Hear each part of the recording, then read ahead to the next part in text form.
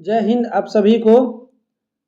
जैसे कि आप लोग जानते हैं कि बिहार पुलिस मद निषेध कक्षपाल एवं चलन दस्ता का एडमिट कार्ड दोस्तों जारी कर दिया गया है, जो कि आपका 14 से 17 जून के बीच आपका एग्जाम होने वाला है। उसी से रिलेटेड आपका जीके जीएस मस्ती वाले सर यानी जगदेव सर के द्वारा यह प्रैक्टिस बुक दोस्तों निकाला गया है। आइए आज इस प्रैक्टिस सेट को दोस्तों देखते हैं। देखिए इसमें टोटल कुल 16 सेट है, जिसमें हम 1 से लेकर आपका 3 तक करा चुके हैं। अगर आप लोग ने अभी तक प्रैक्टिस सेट नंबर 1 से 3 तक नहीं देखे हैं तो आप लोग इसका एक अलग हम प्लेलिस्ट बना दिए हैं, आप लोग जाकर देख सकते हैं। आज की इस वीडियो में हम प्रैक्टिस सेट नंबर 4 देखेंगे, जो कि आपका दोस्तों जीके जीएस मस्ती वाले जगदेव सर के द्वारा निकाला गया प्रैक्टिस सेट है। आइए प्रैक्टिस सेट नंबर 4 पर चलते हैं। देखिए दोस्तों, ये आपका बिहार मद निषेध कक्षपाल एवं चलन दस्ता का प्रैक्टिस सेट नंबर 4 है, जो कि आपका जीके जीएस मस्ती जगदेव सर के द्वारा निकाला गया बुक का प्रैक्टिस सेट नंबर 4 आज देखेंगे। तो क्वेश्चन शुरू करते हैं। देखिए दोस्तों, क्वेश्चन शुरू करने से पहले आप लोग से एक छोटी सी रिक्वेस्ट करना चाहेंगे कि अगर आप हमारे इस चैनल पर नए पहली बार आए हैं तो प्लीज़ हमारे चैनल को सब्सक्राइब कर लीजिएगा, ताकि बिहार पुलिस, बिहार दरोगा, बिहार एसएससी का जो भी आपका एग्जाम होने वाला है, आपका दोस्तों सभी पब्लिकेशन का, जैसे ज्ञान बिंदु खान सर का, आपका जगदेव सर का, एडिटोरियल पब्लिकेशन का, द प्लेटफॉर्म का प्रैक्टिस सेट और साथ ही प्रीवियस ईयर क्वेश्चन भी आपका दोस्तों इसी चैनल पर हम कराते हैं। तो आप लोग जरूर चैनल को सब्सक्राइब कर बेल आइकन ऑन कर लीजिएगा और ज़्यादा से ज़्यादा आप अपने दोस्तों के पास भी शेयर करिएगा, ताकि उनका भी एग्जाम में भलाई हो सके या हेल्प मिल सकते हैं। आइए क्वेश्चन नंबर 1 से दोस्तों शुरू करते हैं। पहला क्वेश्चन है कि रेशम बनाने की तकनीक का आविष्कार सबसे पहले कहाँ हुआ। तो दोस्तों आप लोग भी साथ साथ में उत्तर दीजिएगा और लास्ट में बताइएगा कि आप लोग का कितना सही उत्तर हुआ। तो बताइए कि रेशम बनाने की तकनीक का आविष्कार सबसे पहले कहाँ हुआ। तो इसका आविष्कार दोस्तों आपका चीन में हुआ था, यानी राइट आंसर ऑप्शन डी हो जाएगा। कि रेशम बनाने की तकनीक का आविष्कार पूछे तो चीन में हुआ था, और कागज़ का भी दोस्तों आविष्कार पूछे तो आपका चीन में ही हुआ था। अगला देखिए दूसरा नंबर की विष्णु के वराह रूप की मूर्ति निम्नलिखित में से कहाँ से प्राप्त हुई है। तो विष्णु के वराह रूप की मूर्ति आपका दोस्तों असम राज्य से प्राप्त हुई, यानी राइट आंसर ऑप्शन सी हो जाएगा। सॉरी, आपका असम राज्य नहीं बल्कि मध्य प्रदेश राज्य से प्राप्त हुई, यानी राइट आंसर ऑप्शन बी हो जाएगा। अगला देखिए तीसरा नंबर की इलाहाबाद का अशोक स्तंभ अभिलेख निम्नलिखित में से किसके काल में के बारे में सूचना प्रदान करता है। बताइए कि इलाहाबाद का अशोक स्तंभ अभिलेख है आपका किसके काल के बारे में सूचना देता है। तो ये आपका दोस्तों समुद्रगुप्त के बारे में सूचना देता है, राइट आंसर ऑप्शन डी हो जाएगा। नेक्स्ट क्वेश्चन नंबर 4 देखते हैं। देखिए दोस्तों क्वेश्चन नंबर 4 आपका कथन वाला है, जो कि बताना है कि कौन सा कथन सत्य है। तो पहला कथन है कि स्त्रियों को मासिक दृष्टि से हीन माना जाता था। बताना दोस्तों कि प्रारंभिक मध्यकाल में स्त्रियों की दशा के संदर्भ में आपका निम्नलिखित कथन पर विचार करना है। पहला कथन है कि स्त्रियों को मासिक दृष्टि से हीन माना जाता था। हीन मतलब दोस्तों नीच या छोटा माना जाता था, तो बिल्कुल सही है। दूसरा कह रहा है कि स्त्रियों के लिए वेद पढ़ना वर्जित था, यह भी दोस्तों आपका सही है। तीसरा कह रहा है कि मत्स्य पुराण पति को गलती करने वाली पत्नी को कोड़े एवं खरपच्चे से पीटने का अधिकार था, यह भी आपका दोस्तों सही है। यानी 1, 2 और 3 तीनों आपका दोस्तों प्राचीन मध्यकाल में स्त्रियों की दशा के बारे में सही है, यानी राइट आंसर ऑप्शन डी हो जाएगा। अगला क्वेश्चन देखिए 5 नंबर क्वेश्चन पर चलते हैं। प्रथम गोलमेज सम्मेलन जो कि लंदन में आयोजित हुआ था का उद्देश्य था। बताइए कि प्रथम गोलमेज सम्मेलन का उद्देश्य क्या था। तो इसका उद्देश्य आपका साइमन कमीशन की रिपोर्ट पर विचार करना था, राइट आंसर ऑप्शन ए हो जाएगा। देखिए कुल 3 आपका गोलमेज सम्मेलन हुआ, जो कि आपका महात्मा गांधी दूसरा गोलमेज सम्मेलन में भाग लिए थे, यह भी फैक्ट याद रखिएगा। प्रथम गोलमेज सम्मेलन आपका 1930 में हुआ था, दूसरा 1931 में और तीसरा आपका 1932 ईस्वी में हुआ था। अगला क्वेश्चन देखिए 6 नंबर क्वेश्चन पर चलते हैं कि निम्नलिखित में से कौन सा जोड़ा स्थापत्य कला और राजवंश से सम्मिलित है। एक तरफ दोस्तों आपका स्थापत्य कला है, दूसरा नंबर आपका दूसरा तरफ राजवंश से संबंधित है। तो बताइए कि कौन सा युग्म सही सुमेलित है। पालाकारक एलोरा के गुफा सब के द्वारा निर्माण कर, ये आपका दोस्तों गलत है। मीनाक्षी मंदिर ये भी आपका दोस्तों गलत है। तीसरा है खजुराहो मंदिर चंदेल शासकों द्वारा स्थापित किया गया था। राइट आंसर ऑप्शन सी हो जाएगा, खजुराहो मंदिर दोस्तों आपका सही है।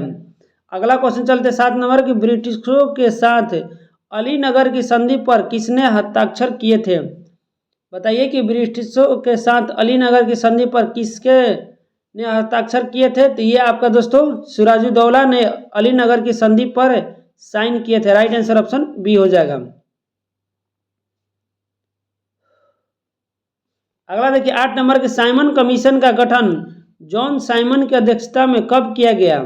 बताइए कि साइमन कमीशन का गठन जॉन साइमन की अध्यक्षता में कब किया गया। तो यह आपका दोस्तों 8 नवंबर 1927 ईस्वी को साइमन कमीशन का गठन किया गया था। राइट आंसर ऑप्शन डी हो जाएगा। नेक्स्ट देखिए 9 नंबर की 7 अगस्त 1942 को मुंबई की ग्वालियर टैंक में किसकी अध्यक्षता में कांग्रेस कमेटी की बैठक हुई। बताइए कि 9 का सही उत्तर क्या होगा कि कांग्रेस कमेटी की बैठक दोस्तों किसकी अध्यक्षता में हुआ था। तो आइए ऑप्शन देखते हैं।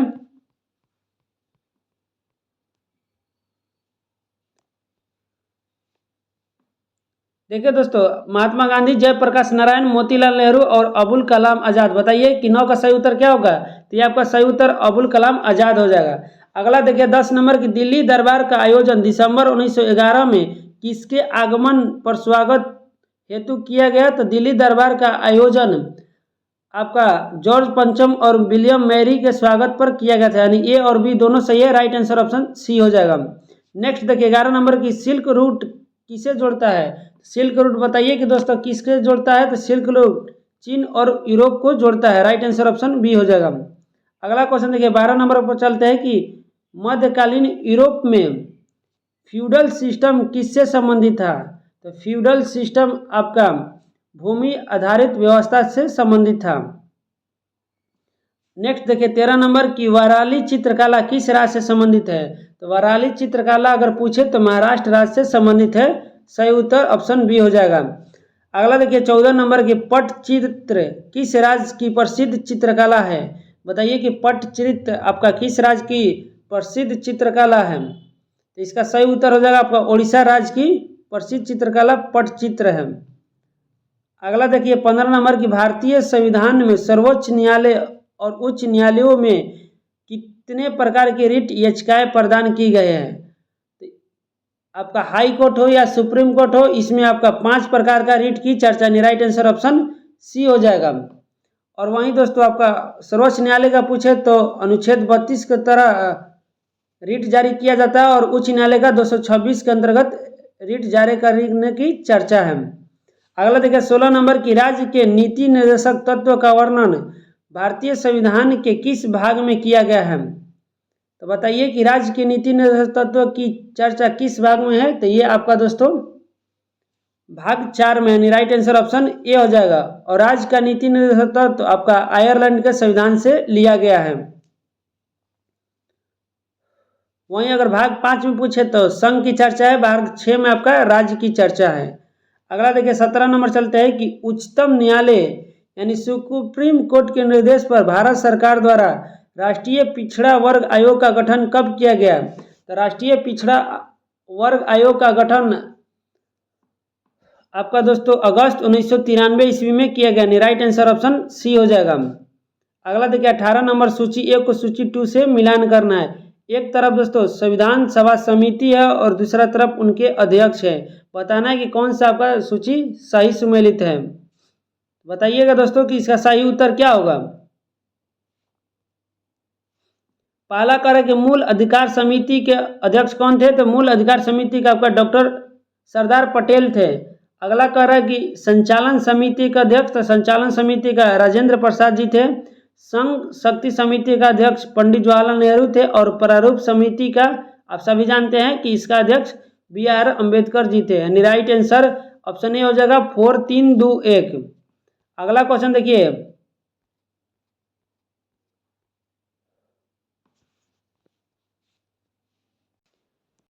19 नंबर क्वेश्चन देखिए कि भारत के संविधान में केंद्र और राज्यों के बीच किया गया शक्तियों का विभाजन निम्नलिखित में से किसमें वर्णित है। बताइए कि केंद्र और राज्य के बीच जो शक्तियों का विभाजन किया गया किसमें आपका चर्चा है। इसकी चर्चा दोस्तों आपका भारत सरकार अधिनियम 1935 में है, यानी राइट आंसर ऑप्शन सी हो जाएगा। और केंद्र राज्यों के बीच आपका दोस्तों अगर सूची का बात किया जाए तो यह समवर्ती सूची के अंतर्गत आता है। अगला 20 नंबर क्वेश्चन चलते हैं कि निम्नलिखित में से कौन सा युग्म आपका सही सुमेलित नहीं है। बताना है कि सुमेलित नहीं है, कौन सा युग्म आपका गलत है। एक तरफ है दोस्तों आपका अनुसूची और दूसरी तरफ अनुसूची में दिया गया, देखिए पहला करें तीसरी अनुसूची में शपथ एवं प्रतिज्ञान की चर्चा है, बिल्कुल सही है। 10वीं अनुसूची में दल परिवर्तन के आधार पर निरंतरता यानी दल बदल कानून है, यह भी आपका सही है। 8वीं अनुसूची में आपका भाषाएं के बारे में चर्चा है, जो कि वर्तमान में आपका दोस्तों 22 भाषा, यह भी आपका सही है। 9वीं अनुसूची में दोस्तों राज्यसभा के स्थानों का आवंटन आपका ये गलत है, यानी राइट आंसर ऑप्शन डी हो जाएगा कि आपका यही सही सुमेलित नहीं है। अगला 21 नंबर देखिए कि निम्नलिखित कथनों पर विचार कीजिए और कौन सा कथन बताना है कि सही है। तो पहला करें कि भारत की संविधान सभा ने राष्ट्रीय ध्वज की प्रारूप 22 जुलाई 1947 को अपनाया था, तो ये बिल्कुल सही है। राष्ट्रीय ध्वज को आपको 22 जुलाई 1947 को अपनाया गया था। अगला देखिए कि राष्ट्रीय ध्वज के बीच में 21 तीलियां है, बिल्कुल गलत है दोस्तों, 21 नहीं बल्कि 24 तीलियां है। नेक्स्ट कह रहा है कि राष्ट्रीय ध्वज की चौड़ाई लंबाई का अनुपात 3:4 है, ये भी दोस्तों आपका गलत है, बल्कि लंबाई और चौड़ाई का अनुपात 3:4 है, यानी सिर्फ एक सही है। राइट आंसर आपका ऑप्शन ए हो जाएगा, पहला ऑप्शन सही था। अगला क्वेश्चन पर चलते हैं 22 नंबर। देखिए 22 नंबर कह रहा है कि निम्नलिखित में से कौन सा कथन असत्य है, यानी कौन सा कथन आपका गलत है। पहला है कि भूपटल की औसत मोटाई लगभग 33 किलोमीटर है, बिल्कुल सही है। दूसरा है कि महाद्वीपीय भाग में भूपटल की मोटाई अधिक है, जबकि महासागरीय भाग में यह छिछला है, यह भी आपका दोस्तों सही है। तीसरा कह रहा है कि महाद्वीपीय भूपटल मुख्यतः ग्रेनाइट चट्टानों से निर्मित है, यह भी आपका सही है। तो बच गया एक ही, जो कि आपका यही गलत है कि महासागरीय भूपटल की तुलना में महाद्वीपीय भूपटल का घनत्व अधिक है, ये आपका दोस्तों गलत है। राइट आंसर ऑप्शन डी हो जाएगा। अगला 23 नंबर देखिए, 23 नंबर सूची 1 को सूची 2 से मिलान करना है कि कौन सा आपका दोस्तों सही मिलान होगा। एक तरफ है आपका पर्वत शिखर, दूसरा तरफ आपका महाद्वीप है कि कौन सा पर्वत शिखर किस महाद्वीप में है। तो पहला है कि कोसिक्सको आपका दोस्तों ऑस्ट्रेलिया महाद्वीप में है। उसके बाद कह रहा है मैंकिले आपका उत्तरी अमेरिका महाद्वीप में है। उसके बाद अल्बर्सू दोस्तों आपका यूरोप में है। उसके बाद किलिमंजारो आपका अफ्रीका में है, यानी 3, 4, 1, 2 राइट आंसर ऑप्शन ए हो जाएगा, इसका सही सुमेलित है। अगला क्वेश्चन 24 नंबर देखिए कि निम्नलिखित नदियों में से कौन एक यमुना की सहायक नदी नहीं है। बताना है दोस्तों कि कौन सा एक यमुना की सहायक नदी नहीं है। तो यमुना का सहायक नदी बेतवा, चंबल, केन है, लेकिन रामगंगा नहीं है। राइट आंसर ऑप्शन डी हो जाएगा। नेक्स्ट देखिए 25 नंबर की इनमें गंगा की कौन सहायक नदी उत्तर वाहिनी है। बताना है कि कौन सी गंगा की सहायक की उत्तर वाहिनी है। तो दोस्तों सोन नदी आपका उत्तर की ओर बहती है, यानी राइट आंसर ऑप्शन सी हो जाएगा।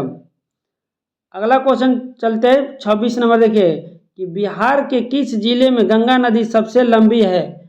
बताइए कि बिहार के किस जिले में आपका गंगा नदी सबसे लंबी है। तो पटना जिला में हो जाएगा, राइट आंसर ऑप्शन सी हो जाएगा। वहीं पूछे कि बिहार के किस जिले से आपका दोस्तों गंगा नदी का एंट्री होता है, तो ये आपका बक्सर जिला से बिहार में गंगा नदी का एंट्री होता है। अगला देखिए 27 नंबर की तिब्बत में मानसरोवर झील के पास जिस नदी का स्रोत है वह है। आइए ऑप्शन देखते हैं कि किस नदी का आपका दोस्तों मानसरोवर झील के पास उद्गम स्रोत हो जाएगा।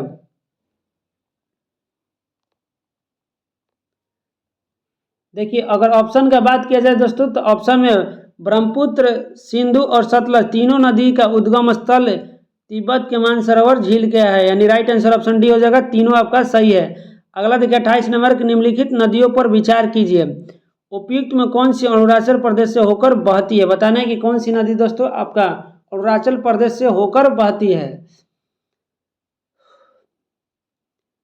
तो पहला कह रहा है कि बराक नदी ये आपका अरुणाचल प्रदेश से नहीं बहती है, बल्कि लोहित और सुबनसिरी आपका दोस्तों जो कि ब्रह्मपुत्र नदी की सहायक नदी है, ये दोनों आपका अरुणाचल प्रदेश से होकर बहती है। राइट आंसर ऑप्शन बी हो जाएगा। 2 और 3 दोनों सही है।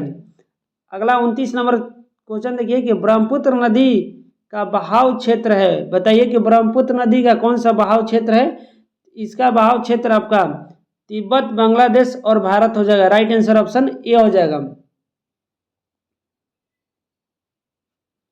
नेक्स्ट क्वेश्चन चलते हैं कि निम्नलिखित में कौन सी ब्रह्मपुत्र की सहायक नदी है, बताइए कि कौन सा आपका दोस्तों ब्रह्मपुत्र की सहायक नदी है। तो अभी दोस्तों आपको बताए कि लोहित नदी आपका ब्रह्मपुत्र की सहायक नदी है, उसी के साथ आपका कामेंग नदी और दिबांग नदी, ये तीनों आपका ब्रह्मपुत्र की सहायक नदी है। राइट आंसर ऑप्शन डी हो जाएगा। 1, 2 और 3 आपका ब्रह्मपुत्र की सहायक नदी है।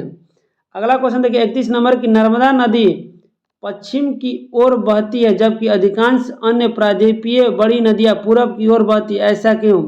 बताना है दोस्तों कि नर्मदा नदी आपका पश्चिम की ओर क्यों बहती है। तो देखिए इसका राइट आंसर हो जाएगा, यहाँ कूट का प्रयोग करके सही उत्तर चुनना है। तो यह एक रेखीय वृभंश यानी रिफ्ट घाटी में विस्तृत है, बिल्कुल सही है। दूसरा करा गया बिंद और सतपुड़ा के बीच बहती है, तो यह आपका दोस्तों गलत है।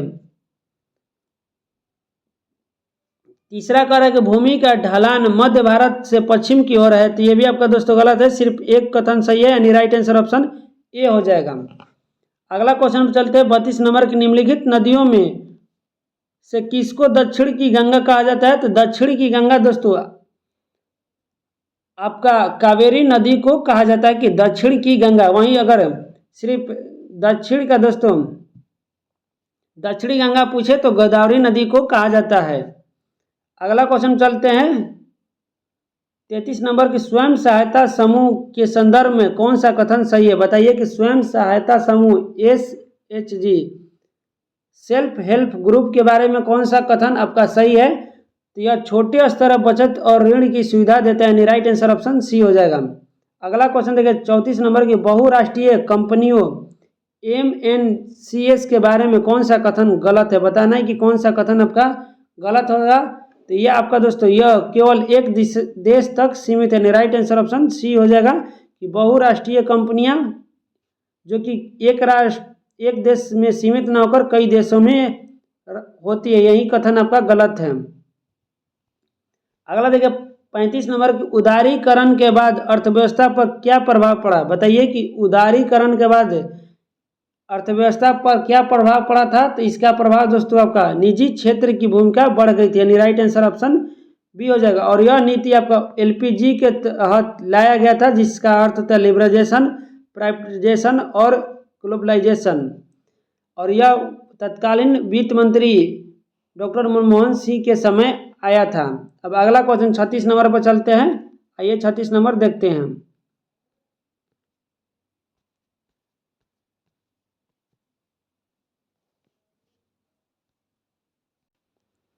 देखिए 36 नंबर की शहरी आजीविका का मुख्य आधार क्या है, बताइए कि शहरी आजीविका का मुख्य आधार क्या है। तो इसका मुख्य आधार उद्योग और सेवा हो जाएगा। नेक्स्ट देखिए 37 नंबर का स्थानीय बाजार की विशेषता क्या है, बताइए कि स्थानीय बाजार की क्या विशेषता है। तो इसकी विशेषता स्थानीय स्तर पर वस्तुओं का विनिमय हो जाएगा। नहीं, राइट आंसर ऑप्शन बी हो जाएगा। अगला देखिए 38 नंबर देखते हैं। 38 नंबर का रहा है दोस्तों कि धन और संसाधनों का लोकतांत्रिक वितरण का अर्थ क्या है, बताइए कि धन और संसाधनों का लोकतांत्रिक वितरण का अर्थ क्या है। तो इसका सही वितरण हो जाएगा आपका संसाधनों के समान और न्यायपूर्ण वितरण, यानी राइट आंसर ऑप्शन बी हो जाएगा। अगला क्वेश्चन देखिए 39 नंबर की निम्न में कौन सा बुनियादी आर्थिक गतिविधि नहीं है, बताइए कि कौन सा आपका बुनियादी आर्थिक गतिविधि नहीं है। तो इसका सही उत्तर हो जाएगा आपका ऑप्शन डी, राजनीति नहीं है। बाकी उत्पादन, वितरण और उपभोग बुनियादी आर्थिक गतिविधि है। अगला देखिए 40 नंबर के निम्न में से कौन अनुप्रस्थ तरंग का उदाहरण नहीं है, बताइए कि कौन आपका अनुप्रस्थ तरंग का उदाहरण नहीं है। इसका सही उत्तर हो जाएगा भूकंपीय तरंगों में पी तरंग आपका अनुप्रस्थ तरंग न होकर अनुदैर्ध्य तरंग है। अगला क्वेश्चन देखिए 41 नंबर की आपका सही सुमेलित नहीं है, बताना है कि कौन सा आपका सही सुमेलित नहीं है। एक तरफ मानव रोग है और दूसरा तरफ रोग कारक सूक्ष्म जीव है। तो पहला कारक टाइफाइड आपका जीवाणु से होता है, बिल्कुल सही है। खसरा आपका जीवाणु से न होकर विषाणु से होता है, यही आपका गलत है। बाकी मलेरिया प्रोटोजोआ से होता है, ये भी सही है। हेपेटाइटिस ए आपका वायरस से होता है, ये भी आपका सही है। राइट आंसर ऑप्शन बी हो जाएगा, ये जो गलत सुमेलित है। अगला देखिए 42 नंबर फिर से सही सुमेलित है। चूज करना है कि कौन सा आपका दोस्तों सही उत्तर होगा।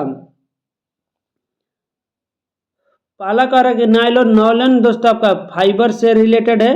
दूसरा कह रहा है कि पीवीसी यानी पॉलीविनाइल क्लोराइड दोस्तों आपका थर्मोप्लास्टिक है। और लास्ट कह रहा है बेकेलाइट, ये थर्मोसेटिंग प्लास्टिक हो जाएगा, यानी सी।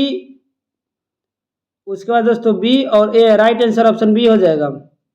अगला क्वेश्चन देखिए 43 नंबर की शुष्क सेल बैटरी में निम्नलिखित में से कौन सा विद्युत अपघट्यों के रूप में प्रयोग किया जाता है।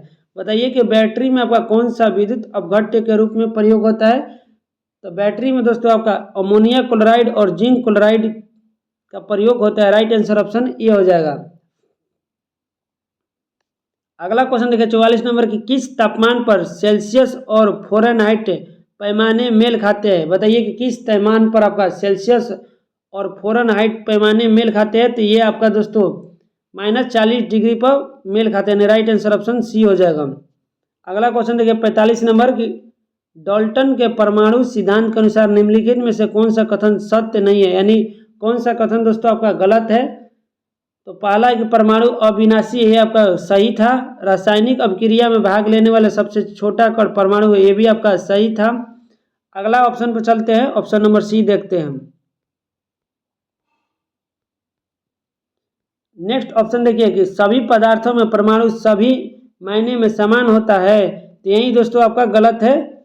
बाकी पदार्थ परमाणुओं के बने होते हैं, ये भी आपका सही, यानी ऑप्शन सी इसका राइट आंसर हो जाएगा, जो कि सही नहीं था। अगला देखिए 46 नंबर देखते हैं।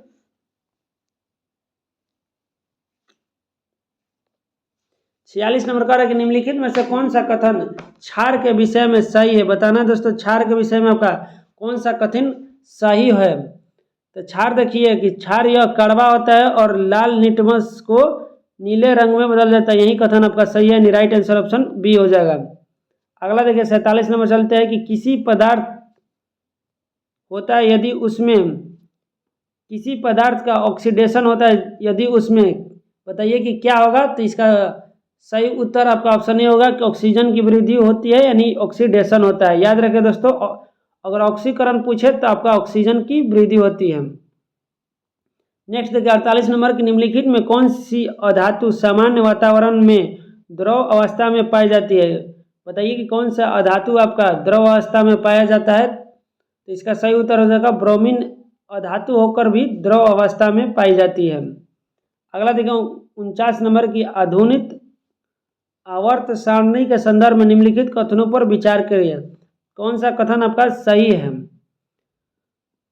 बताइए कि 49 का सही उत्तर क्या होगा। तो पहला है कि इसमें तत्वों के गुणधर्म उनके परमाणु संख्या का आवर्त फलन होता है, बिल्कुल सही है। दूसरा करें इसमें 7 समूह और 18 आवर्त, ये आपका दोस्तों गलत है। आपका राइट आंसर ऑप्शन ए हो जाएगा। नेक्स्ट देखिए 50 नंबर की निम्नलिखित कथनों पर विचार कीजिए। कौन सा कथन आपका सही है, बताना है कि कौन सा आपका दोस्तों कथन सही है। पहला करेंगे प्रोटीन पॉलीपेप्टाइड होते हैं, बिल्कुल सही है। दूसरा करेंगे प्रत्येक प्रोटीन अमीनो अम्ल का बहुलक, ये भी सही है। प्रोटीन एक समबहुलक है, ये दोस्तों आपका गलत है, यानी 1 और 2 सही है। राइट आंसर ऑप्शन ए हो जाएगा। नेक्स्ट देखिए 51 नंबर की नारियल का तरल भ्रूणपोष निम्नलिखित में से किसका उदाहरण है। बताइए कि नारियल का जो तरल भ्रूणपोष है किसका उदाहरण है। तो यह आपका दोस्तों उदाहरण संकोशिका हो जाएगा, यानी राइट आंसर ऑप्शन ए हो जाएगा। अगला देखिए 52 नंबर की निम्नलिखित में से कौन ऐसी प्रक्रिया है जिसके द्वारा लैंगिक जनन करने वाले जीवों की प्रत्येक जाति में गुणसूत्रों की संख्या पीढ़ीगत संरक्षित रहती है। तो 52 का दोस्तों आपका सही उत्तर ऑप्शन बी होगा, अर्धसूत्री विभाजन में, यानी राइट आंसर ऑप्शन बी हो जाएगा। अगला क्वेश्चन चलते हैं 53 नंबर। 53 नंबर देखिए कि जब कोशिका में पानी बाहर निकल जाए तथा पादप कोशिका की कोशिका झिल्ली सिकुड़कर कोशिका भित्ति से अलग हो जाती है तब क्या होता है? तो 53 का सही उत्तर आपका जीव द्रव संकुचन होगा, यानी राइट आंसर ऑप्शन सी हो जाएगा। नेक्स्ट देखिए 54 नंबर की निम्नलिखित में से जल विभव का मात्रक क्या है? बताना दोस्तों कि जल विभव का मात्रक क्या है? तो जल विभव का मात्रक पास्कल हो जाएगा, राइट आंसर ऑप्शन ए है। अगला देखिए 55 नंबर के पौधे में क्षीण विकास का लक्षण है। 55 का बताइए कि सही उत्तर क्या होगा? तो इसका सही उत्तर होगा क्लोरिस भी है और पुष्पन में देरी भी है, नोक्रोसिस है, यानी उपयुक्त में से सभी है। अगला देखिए 56 नंबर कि पौधे द्वारा खनिजों का अवशोषण निम्नलिखित में से किसके द्वारा होता है? बताइए कि पौधे द्वारा खनिजों का अवशोषण किसके द्वारा किया जाता है? तो 56 का सही उत्तर हो जाएगा आपका एपोलास्ट पथ के द्वारा भी और सिंपल प्लास्ट पथ के द्वारा, यानी ए और बी दोनों आपका सही है। अगला देखिए कंप्यूटर संबंधित है कि सीपीयू का मुख्य कार्य क्या है? तो सीपीयू का दोस्तों मुख्य कार्य है डेटा प्रोसेस करना, और सीपीयू का फुल फॉर्म पूछे तो सेंट्रल प्रोसेसिंग यूनिट हो जाएगा। अगला देखिए 58 नंबर की जैव विविधता का सही अर्थ क्या है? बताइए कि जैव विविधता का सही अर्थ क्या है? तो 58 का सही उत्तर होगा सभी जीवों की विविधता, यानी राइट आंसर ऑप्शन सी हो जाएगा। नेक्स्ट देखिए 59 नंबर के निम्न में से कौन सा सही मिलान है? बताने की दोस्तों कौन सा आपका सही मिलान है? एक तरफ आपका राष्ट्रीय उद्यान है और दूसरा तरफ उससे संबंधित जीव है। तो पहला है गिर। दोस्तों गिर हाथी के लिए फेमस नहीं है, बल्कि काजीरंगा आपका गेंडा के लिए फेमस, यही आपका सही मिलान है, राइट आंसर ऑप्शन बी हो जाएगा। और काजीरंगा आपका असम राज्य में है, गिर आपका राजस्थान राज्य में पड़ता है। सुंदरबन दोस्तों बाघ के लिए प्रसिद्ध है और यह पश्चिम बंगाल राज्य में पाया जाता है। अगला देखिए 60 नंबर की फ्लोएम का कार्य क्या है? बताइए कि फ्लोएम का दोस्तों कार्य क्या है? तो इसका कार्य है भोजन का परिवहन करना। वहीं अगर जल का पूछे तो जल का आपका दोस्तों जाइलम का कार्य है।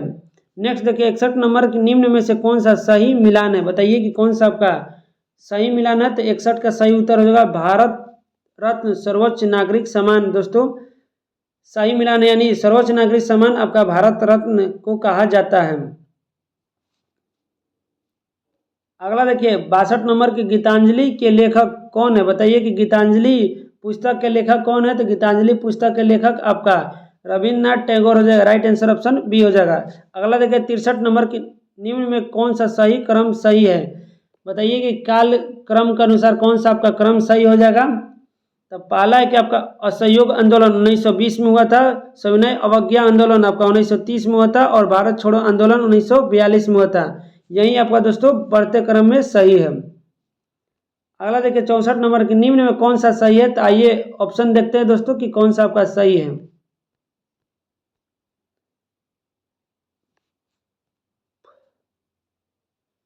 देखिए पहला है कि अंतर्राष्ट्रीय महिला दिवस, ये दोस्तों आपका 8 मार्च को मनाया जाता है, तो बिल्कुल गलत है।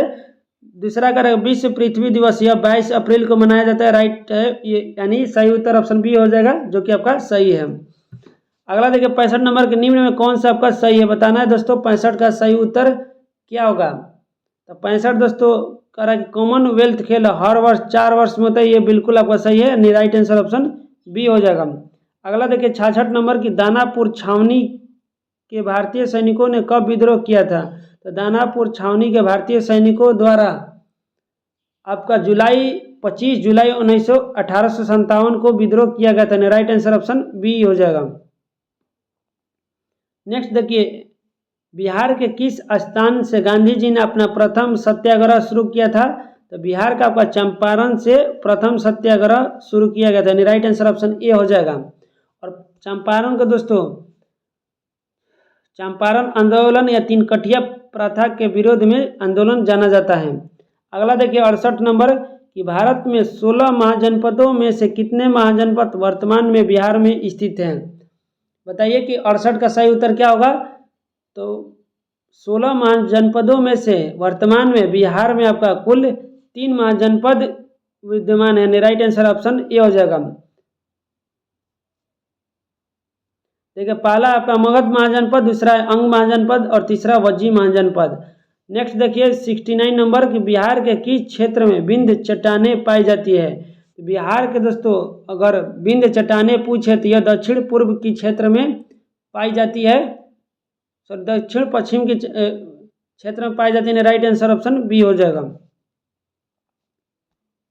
अगला देखिए बिहार में लौटता मानसून प्रारंभ होता है। बताइए कि बिहार में लौटता मानसून कब प्रारंभ होता है। तो ये आपका अक्टूबर के मध्य में प्रारंभ हो जाता है। राइट आंसर ऑप्शन ए हो जाएगा। नेक्स्ट देखिए 71 नंबर की हनुका, जिसे चानुका भी कहा जाता है, निम्न में से किस समुदाय द्वारा मनाए जाने वाला त्यौहार है। तो हनुका त्यौहार आपका दोस्तों यहूदी जनजाति के द्वारा मनाया जाता है। राइट आंसर ऑप्शन बी हो जाएगा। और यहूदी के लिए मुख्य रूप से आपका इजराइल देश फेमस है। अगला देखिए 72 नंबर कि भारत में निम्न में से किस प्रसिद्ध गणितज्ञ की जयंती मनाने के लिए राष्ट्रीय गणित दिवस मनाया गया। तो राष्ट्रीय गणित दिवस आपका श्रीनिवास रामानुजन के दोस्तों स्मृति में मनाया जाता है। राइट आंसर ऑप्शन ए हो जाएगा। अगला देखिए 73 नंबर कि निम्न में से कौन सा राज्य भारत का पहला ऐसा राज्य बनने जा रहा है जो 3 साल का रोलिंग बजट तैयार करेगा। तो पहला ऐसा राज्य दोस्तों आपका मध्य प्रदेश राज्य बनने जा रहा है।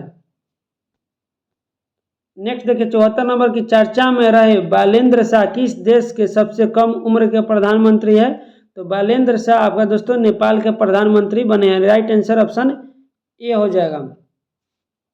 अगला देखिए 75 नंबर की द्विवार्षिक Arctic military exercise cold response किसने शुरू किया है। तो कोल्ड रिस्पॉन्स आपका दोस्तों नाटो के द्वारा शुरू किया गया और इसका फुल फॉर्म होता है नॉर्थ अटलांटिक ट्रीटी ऑर्गेनाइजेशन।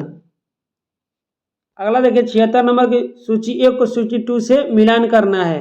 तो आइए इसका ऑप्शन दोस्तों देखते हैं।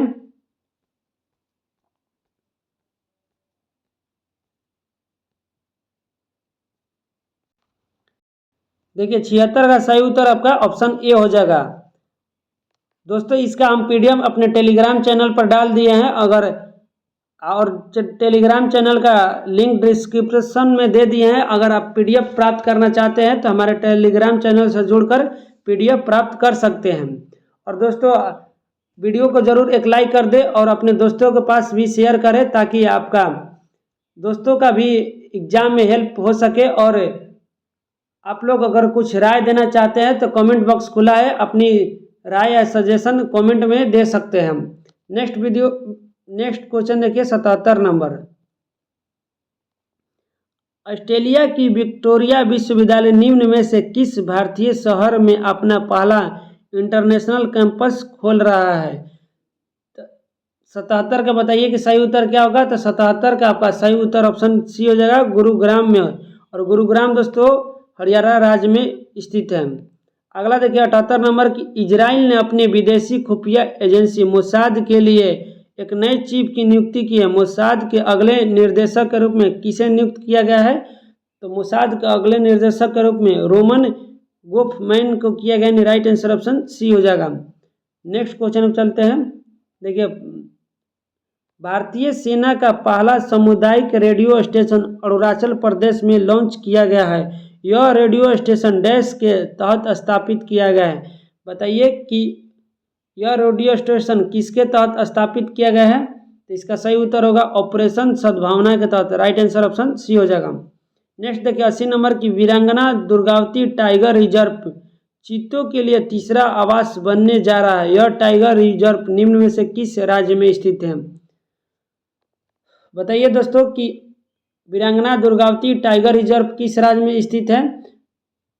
तो यह मध्य प्रदेश राज्य में स्थित है। राइट आंसर ऑप्शन ए हो जाएगा। अगला देखिए 81 नंबर आपका मैथ से संबंधित है। तो मैथ रीजनिंग आप स्वयं बनाइएगा, हम इसका उत्तर बता देते हैं। तो 81 का सही उत्तर ऑप्शन ए हो जाएगा। नेक्स्ट देखिए 82 का सही उत्तर आपका ऑप्शन ए होगा। 83 का सही उत्तर ऑप्शन ए होगा। 84 का सही उत्तर ऑप्शन बी हो जाएगा। अगला देखिए 85 नंबर।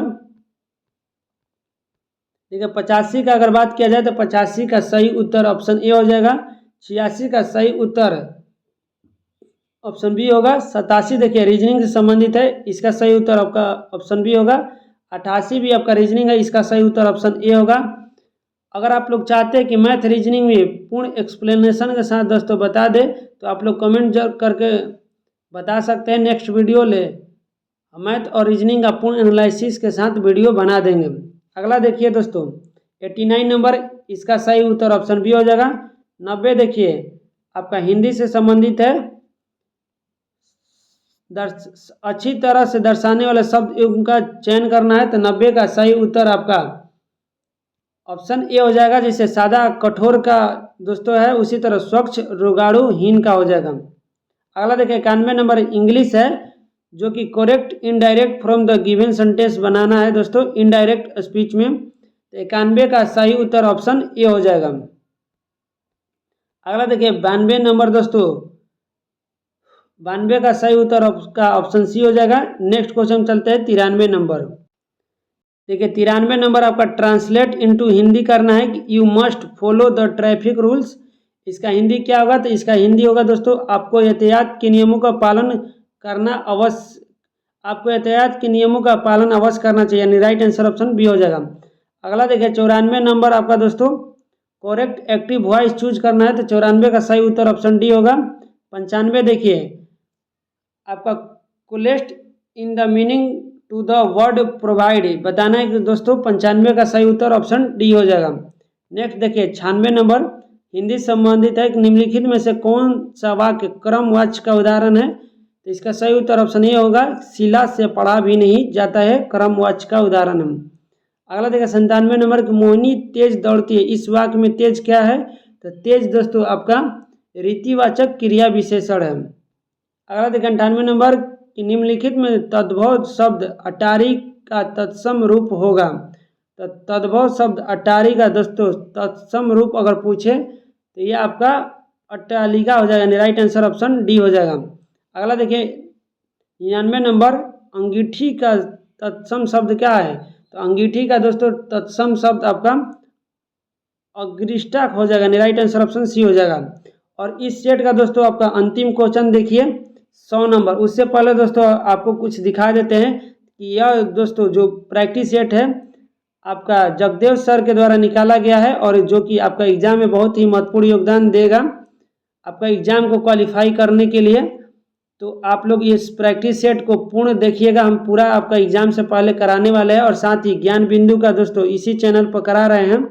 और इसके बाद जस्ट आपका यूनिक पब्लिकेशन का भी दोस्तों कराने वाले हैं, तो आप लोग चैनल को जरूर सब्सक्राइब कर लें। और लास्ट क्वेश्चन देख लीजिए कि इनमें कौन सा तत्सम शब्द है, तो तत्सम शब्द आपका दोस्तों उपलब्ध में है, राइट आंसर ऑप्शन ए हो जाएगा। तो इस तरह से प्रैक्टिस सेट नंबर 4 समाप्त होता है। मिलते हैं नेक्स्ट प्रैक्टिस सेट 5 के साथ नेक्स्ट वीडियो में, तब तक के लिए जय हिंद।